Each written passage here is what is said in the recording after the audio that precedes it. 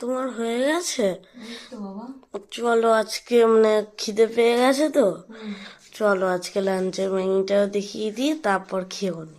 আচ্ছা চলো। চুল টুল পরে আছে আবার, শ্যাম্পু করেছি তো। তোমাদের খেতে দিয়ে দিই। হ্যাঁ আজকে একটু লেট হয়ে গেছে, কিছু করার নেই। চলো তাহলে দেখাই আজকে লাঞ্চের মেনু কি। চলো। এদিকে রয়েছে গরম গরম ভাত, আর তার সাথে 4-5টা ঢেঁড়স সিদ্ধ দিয়েছি।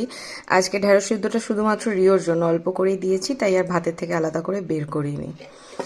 আর তার সাথে সাথে এখানে আছে হচ্ছে ডাল, কাঁচা মুগ ডাল দিয়েই তিতো ডাল করেছি। এখানে রয়েছে বেগুন আর উচ্ছে, এই দিয়ে আজকে একটু তিতো ডাল করেছি। বেশি ঘন করিনি, পাতলা করেই করেছি। আর এই বাটিটাতেই যেহেতু ডালটা সেদ্ধ করি, সেই জন্য 4-5টা না একটু এরকম দেখতে লাগে। ডালের সাথে খাওয়ার জন্য ভাজা হিসেবে রয়েছে হচ্ছে কুড়মুড়ে ফিশ ফ্রাই, মানে মোরলা মাছ ভাজা, যেটাকে রিও কুড়মুড়ে ফিশ বলে।